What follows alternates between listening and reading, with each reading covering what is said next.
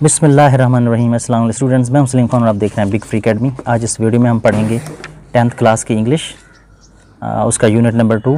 ये Punjab text book की English है, तो इसका नाम है, लेसन नंबर है 2 और नाम है इसका चाइनीज़ न्यू ईयर, यानी चीनियों का नया साल। तो ये किस तरह अपना नया साल मनाते हैं, तो देखें पैराग्राफ हम 1 पढ़ेंगे, अगर टाइम हुआ तो दूसरा भी पढ़ लेंगे, वरना एक पैराग्राफ नंबर 1। ये चाइनीज़ यानी कि चीनी, मतलब चीनियों, अहले चीन, चीन वाले, न्यू ईयर, न्यू नया ईयर साल, चीनियों का नया साल यानी अहले चीन का नया साल। इज़ है या होता है, एक हॉलीडे, एक छुट्टी का दिन होता है, यानी कि दैट जो सेलिब्रेट्स मनाया जाता है, द बिगनिंग, द ख़ास लफ्ज़ के लिए बिगनिंग शुरू में, ऑफ के एक न्यू ईयर, एक जो एक नए साल के आगाज़ में मनाए जाते हैं। कब मनाया जाता है यानी कैसे, अकॉर्डिंग टू के मुताबिक, किसके मुताबिक, द चाइनीज़, चीनियों के लूनर कैलेंडर। एक होता है हमारा इस्लामिक कैलेंडर, लूनर कैलेंडर। ये चाइनीज़ यानी कि चीनियों के, लूनर कमरी यानी कि चांद के, कैलेंडर के मुताबिक। तो इसको पूरा पढ़ेंगे, फिर इसका ट्रांसलेशन इसकी करेंगे बा मुहावरा। Chinese new year is a holiday that celebrates the beginning of new year according to the Chinese lunar calendar. Luna या लूनर कैलेंडर यानी आर को हल्का पढ़ेंगे या फिर नहीं पढ़ेंगे। उसका बा मुहावरा तर्जुमा, अहले चीन का नया साल छुट्टी का दिन होता है। जो अहले चीन यानी चीन वाले, अहले चीन के कमरी कैलेंडर यानी चांद के कैलेंडर के मुताबिक नए साल के आगाज़ की तकरीब मनाता है, यानी नए साल का उनका अपना एक तरीका। जैसे हमारा इस्लामी साल होता है और शमसी भी होता है, इंग्लिश जैसे अंग्रेज़ी कहते हैं ईसवी साल, तो ये एक चाइनीज़ साल होता है, चाइनीज़ महीने होते हैं। इस तरह इस्लामी जिस तरह महीने होते हैं, ये भी उनका चांद के मुताबिक होता है। तो आगे देखें, ये इज़ है, कंसीडर ख्याल किया जाता है, टू बी होना, वन एक ख्याल किया जाता है, ऑफ के या का, द मोस्ट सबसे ज़्यादा, मोस्ट जो भी ये तीसरी डिग्री है इसकी एडजेक्टिव की, द उससे पहले दा आएगा। इसको दी भी पढ़ते हैं, दा भी पढ़ते हैं। कहाँ पढ़ते हैं ये मैं पहले पढ़ा चुका हूँ, बता चुका हूँ दूसरे एक चैनल पे, वो हमको लिंक आपको मैं नीचे दे दूँगा इंशाल्लाह उसका। द मोस्ट सबसे ज़्यादा इम्पोर्टेंट, अहम, हॉलीडेज़ छुट्टियों में से, यानी it is considered to be one of the most important holidays. ये यानी उनकी छुट्टियों में सबसे अहम छुट्टियों में एक तस्वर किया जाता है। फॉर चाइनीज़ फैमिलीज़, फॉर के लिए, चाइनीज़ चीनी फैमिलीज़ ख़ानदानों के लिए, यानी ख़ानदानों के लिए, जितने भी ख़ानदान हैं। इसको दोबारा देखते हैं, it is considered to be one of the most important holidays for Chinese families. ये चीनी ख़ानदानों के लिए अहम तरीन छुट्टियों में से एक ख्याल किया जाता है। और आगे है, द हॉलीडे यानी छुट्टी का दिन, इज़ है या होता है, इज़ सेलिब्रेटेड यानी मनाया जाता है, थर्ड फॉर्म है इसके बाद, तो मनाया जाता है यानी किया जाता है। विद के साथ, बिग बड़े, फैमिली ख़ानदानों के, गैदरिंग्स इज्तिमा के साथ, यानी फैमिली बड़ा इज्तिमा होता है, बहुत सारी फैमिलियाँ इकट्ठी होती हैं। गिफ्ट गिविंग, गिफ्ट तोहफे, गिविंग देने के लिए, देने से। अच्छा, दी, अब यहाँ पे इसको दी पढ़ेंगे। दी ईटिंग ऑफ, सिम्बॉलिक, ईटिंग खाने से, ऑफ के सिम्बॉलिक, अलामती तौर पर, फूड्स अलामती खाने, यानी जो किसी चीज़ की अलामत होती है, मतलब एक खाना खाया जाता है तो उस चीज़ की अलामत होती है कि इस चीज़ की अलामत है, ये इसमें अच्छा होगा, ये इसको क्या फ़ायदा देगा। अच्छा, सिम्बॉलिक फूड्स अलामती खाने, एंड और डिस्प्ले और नुमाइश ऑफ की, फेस्टिव खुशी, डेकोरेशंस कहते हैं सजावट को। अच्छा, ऑल तमाम, फोकस्ड मरकूज़ किए जाते हैं, ऑन पर, ब्रिंगिंग लाने पर, गुड अच्छी, लक किस्मत, अच्छी लक यानी गुड लक मतलब अच्छी किस्मत, मतलब खुश किस्मती। फॉर के लिए, द न्यू ईयर नए साल के लिए, एंड और सेलिब्रेटिंग और मनाए जाते हैं, द कमिंग आने वाले, ऑफ स्प्रिंग मौसम बहार के लिए, और इसमें मौसम बहार के आने के लिए मनाए जाते हैं, नए साल और मौसम बहार के लिए जो मनाया जाता है। इसको दोबारा पूरा देखते हैं, फिर इसका तर्जुमा करते हैं। The holiday is celebrated with big family gathering, gift giving, the eating of symbolic foods, and display of festive decorations, all focused on bringing good luck for the new year and celebrating the coming of spring. उसका बा मुहावरा तर्जुमा देखें। छुट्टी की तकरीब ख़ानदान के बड़े इज्तिमा, तोहफ़ा देने, अलामती खाने और ख़ुशी की सजावटों के इज़हार के ज़रिए मनाई जाती है। अच्छा, इन सब का महवर नए साल के लिए खुशकिस्मती लाना और बाहर की आमद की तकरीब मनाना होता है। तो ये स्प्रिंग लफ्ज़ लिखा हुआ, मौसम बहार को कहते हैं स्प्रिंग, और न्यू ईयर नया साल और दोनों।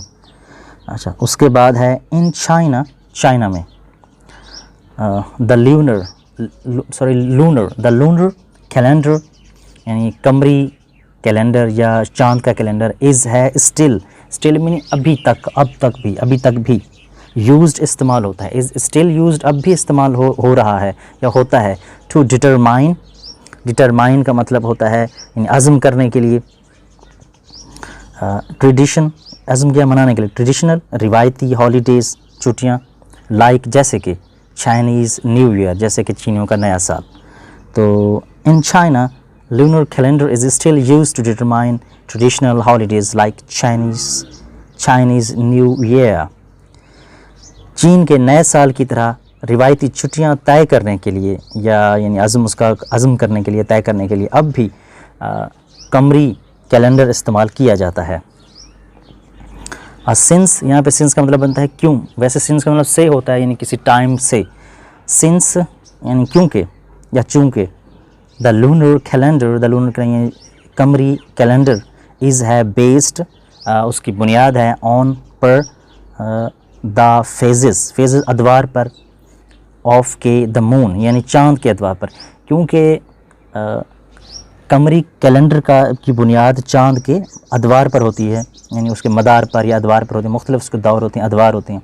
अच्छा, विच जो हैज़ रखता है एक शॉर्टर यानी ज़्यादा छोटा, मुख्तसर ज़्यादा मुख्तसर, साइकिल एक चक्कर या दायरा, दैन से द सन सूरज से। आपको पता है कि सूरज जो है वो 30-31 का होता है और चांद 28-29 का होता है या 30 का होता है, इस तरह उसके फिर अगला थोड़े चक्कर। जिस तरह हमारे यहाँ रमज़ान शरीफ जो है हर साल एक ही तारीख को नहीं आता, तो बल्कि चेंज होता रहता, तो वो भी वही कह रहे हैं, उसी बात को कहा जा रहा है। दोबारा देखें, since the lunar calendar is based on the phase of the moon which has a shorter circle than the sun.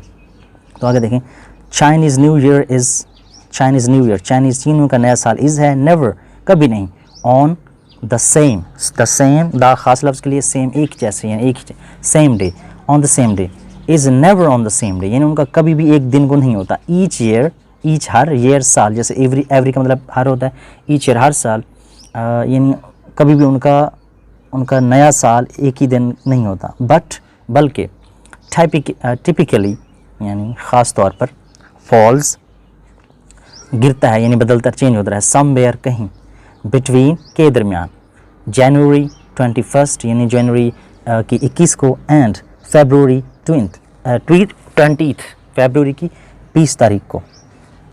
तो इसको दोबारा देखते हैं, Chinese new year is never on the same day each year but typically falls somewhere between January, इसको जनवरी नहीं पढ़ेंगे, जनवरी English में, 21 जनवरी की 21, एंड फरवरी, इसको फरवरी नहीं पढ़ेंगे, फरवरी 20 यानी फरवरी की 20 को।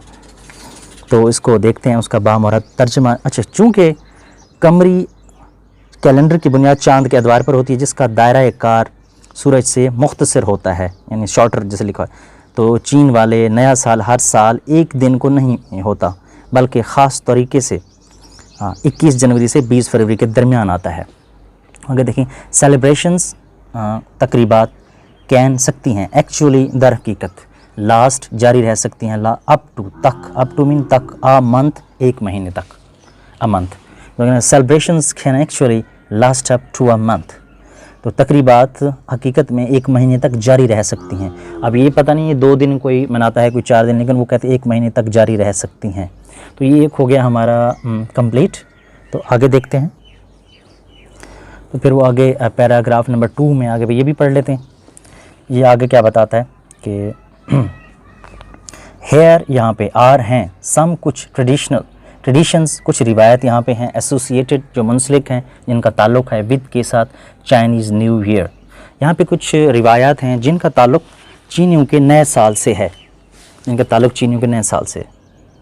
तो नंबर 1 यहाँ पे है cleaning houses and new clothes, cleaning सफाई करना हाउसेस घरों की, एंड न्यू क्लॉथ्स और नए कपड़े पहनना। तो पैराग्राफ नंबर 2 देख रहे हैं, प्रायर टू से कबल, प्रायर पहले यानी कि कबल पहले, द फर्स्ट डे फर्स्ट पहला डे दिन, पहले दिन से कबल ऑफ द, किसके पहले दिन से, ऑफ के, द न्यू ईयर, नए साल के, नए साल के पहले दिन से पहले।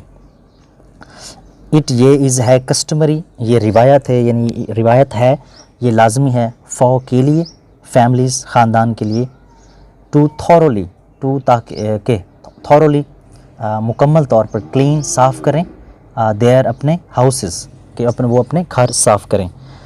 तो यहाँ पे है नए साल के पहले दिन से कबल ख़ानदानों में ये रिवाज है कि वो अपने मकानात को यानी घरों को मुकम्मल तौर पर साफ़ कर लें। इसको दोबारा इसको पढ़ते हैं। Prior to the first day of the new year it is customary for families to thoroughly clean their houses. उसके बाद डूइंग दिस, डूइंग करते हुए, करने से, दिस ये करने से, इज़ सैड कहा जाता है, यानी इसके बारे में, इसका करने से, इसके बारे में ये कहा जाता है कि ऐसा करने से क्या होता है, to clear out, clear mean साफ़ करना, आउट मीन बाहर, क्लियर आउट यानी साफ़ होकर उसे बाहर फेंक दिया जाता है, बाहर कर दिया जाता है, सफाई, ठीक है। एनी, किसी भी, बैड लक, बैड बुरी, लक किस्मत, बुरी किस्मत को यानी ख़राब किस्मत को, बदकिस्मती को। Doing this is said to clear out any bad luck, यानी इस ऐसा करने से बदकिस्मती बाहर चली जाती है। फ्रॉम से the previous year, the previous पिछले, ईयर साल की, एंड और टू मेक, और मेक बनाने के लिए, करने के लिए, द हाउस घर को, रेडी टू एक्सेप्ट, रेडी को तैयार करने के लिए, रेडी टू ताकि तैयार हो जाए, एक्सेप्ट कबूल करने के लिए, गुड लक खुशकिस्मती, गुड अच्छी, लक किस्मत, गुड लक यानी अच्छी किस्मत, मतलब खुशकिस्मती, फॉर के लिए, द कमिंग ईयर कमिंग आने वाले ईयर साल के लिए। दोबारा इसको देखें, फिर इसका तर्जुमा बावना पढ़ेंगे, बा मुहावरा। Doing this is said to clear out any bad luck from the previous year and to make the house ready to accept good luck for the coming year. तो ऐसा करने के बारे में कहा जाता है कि ये गुज़श्ता साल की बदकिस्मती सफाई कर देता है और घर को नए साल की खुशकिस्मती कबूल करने के लिए तैयार कर देता है। यानी ऐसा करने से, ये अमल करने से ऐसा हो जाता है कि पिछले साल की बदकिस्मती बाहर और नए वाली जो खुशकिस्मती है वो अंदर आने के लिए सफाई हो जाती है। उसके बाद ऑल, तमाम, क्लीनिंग तमाम सफाई, मस्ट बी होनी चाहिए, ज़रूर होनी चाहिए, फिनिश्ड मस्ट बी फिनिश ख़त्म हो जानी चाहिए, बिफोर पहले, न्यू ईयर की, ये का की के लिए इस्तेमाल होता है, यहाँ पर स्ट्रोफी है, डे नए साल के दिन से पहले, सो ताकि, देयर इज़ वहाँ हो या वहाँ है, नो चांस कोई इम्कान ना हो, नो चांस इम्कान ना हो, नो चांस या चांस इम्कान ऑफ का, एक्सीडेंटली हादसाती तौर पर या इत्तफाकन, थ्रोइंग बाहर फेंकने की, थ्रोइंग आउट यानी उसे बाहर फेंकनी, थ्रो मीन फेंकना और आउट मीन बाहर, थ्रोइंग आउट बाहर फेंकने की। द गुड फॉर्चून, गुड अच्छी, फॉर्चून किस्मत, अच्छी किस्मत को, of the new year, of का द न्यू ईयर नए साल की। उसके बाद दोबारा देखें, all cleaning must be finished before New Year's Day, so there is no chance of accidentally throwing out the good fortune of the new year. अच्छा, इसका बा मुहावरा तर्जुमा भी देखेंगे। देखें, नए साल के दिन से पहले तमाम सफाइयाँ मुकम्मल हो जानी चाहिए ताकि नए साल की खुशकिस्मती को इत्तफाकन भी बाहर फेंके जाने का इम्कान ना हो। तो आगे एक चीज़ आ रही है, फिर मैं और 2-3 चीज़ें एक और भी बताऊंगा आपके चाइनीज़ की, चीनियों की। उसके बाद देखें आगे और चीज़, वेयरिंग पहनना, ब्लैक काला यानी काले रंग के कपड़े पहनना, इज़ है नॉट नहीं, अलाउड इजाज़त नहीं है।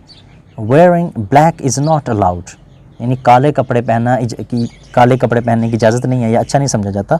अलाउड मीन इजाज़त होना चाहिए। ड्यू टू की वजह से, इट्स इसकी एसोसिएशन इसका ताल्लुक़ होने की वजह से, विद के साथ, डेथ मौत से, यानी क्योंकि काले कपड़े का ताल्लुक़ मौत से होता है इसीलिए उसको पहनने की इजाज़त नहीं है, तो यानी उसको मनहूस समझा जाता है, यूँ समझ लें। वेयरिंग रेड, रेड पहनना, सुर्ख पहनना, इज़ है इनक्रेज्ड मीन इसकी हौसला अफजाई की जाती है, अच्छा समझा जाता है। एज़ क्योंकि द कलर रंग है, इज़ है, द कलर इज़ एसोसिएटेड इस रंग का ताल्लुक़ है, विद के साथ, वार्डिंग ऑफ यानी भगाने से, दूर भगाने की। बैड स्पिरिट्स यानी कि बद रूहों को, वार्डिंग ऑफ भगाने की, बैड बुरी, स्पिरिट्स रूह को, रूहों को। तो इसको दोबारा इसको देखते हैं। Wearing black is not allowed due to its association with death, however wearing red is encouraged as the color is associated with warding off यानी बाहर फेंकना, बाहर उसको भगाना, भगाकर बाहर करना, बैड स्पिरिट्स बदरूहों को। तो उसके बाद देखें इसका बाम और तर्जुमा, सयाह कपड़ों की मौत से वाबस्तगी यानी उसका ताल्लुक़ होने की वजह से स्याह कपड़े पहनने की इजाज़त नहीं, ताहम सुर्ख लिबास पहनने की हौसला अफजाई होती है क्योंकि इस रंग को बदरूहों से बचने से मुंसलिक किया जाता है। तो ये हमारा एक और हो गया, पैराग्राफ नंबर 2 कंप्लीट हो गया। आगे हम फिर 3, 4, 5, 6, 7 इंशाल्लाह पढ़ेंगे। लेकिन एक चीज़ और बता दूं मैं आपको कि जो अगर चाइनीज़, यानी मैंने चाइनीज़ लैंग्वेज भी किया है और थोड़ा सा उसका कल्चर का मुझे पता है। अगर आप चाइनीज़ को घड़ी देंगे मिसाल के तौर पे, अब भी ऐसे ही समझे जाते हैं, अगर आप उसको घड़ी वॉच तक देंगे तोहफे में, तो वो इसको बुरा समझा जाता है। वो समझते हैं कि ये इसका मतलब ये बनता है कि आपका टाइम ख़त्म हो गया, ज़िंदगी आप मरने वाले हैं, तो वो आपसे नाराज़ हो जाएगा, चाहे वो आपको ना बताए लेकिन नाराज़ हो जाएगा। और अगर आप उसको तोहफे में छतरी देंगे यानी अम्ब्रेला, तो उसका मतलब ये समझा जाता है कि छतरी जो है वो आपके ऊपर बदरूहों का साया है, आप छतरी ऊपर यानी कि ऊपर इसको इस्तेमाल करें ताकि बदरूहों से बचें। एक कुछ और चीज़ें भी हैं जो उसमें गलत समझी जाती हैं, बुरी समझी जाती हैं, वो इंशाल्लाह फिर कभी बात करेंगे। तो ये आपका मुकम्मल, अगर आपको अच्छी लगी हुई वीडियो तो इसको लाइक कीजिए, इसको सब्सक्राइब नहीं किया तो सब्सक्राइब ज़रूर कीजिए, अपने क्लास फेलोज़ रिश्तेदारों से इस वीडियो को शेयर कीजिए ताकि वो भी सब्सक्राइब करें और इससे फ़ायदा उठाएँ। वो आप घर बैठे अपना सबक याद कर सकते हैं हर लफ्ज़ के मीनिंग के साथ। अगर आपको कोई मसला हो, कोई भी पूछना हो, कुछ कहना हो, कुछ बताना हो, तो आप कमेंट मुझे ज़रूर कीजिए, इंशाल्लाह मैं उसका रिप्लाई ज़रूर करूँगा। तो इंशाल्लाह मिलते हैं नेक्स्ट वीडियो में यानी अगले पैरे में। Thanks for watching.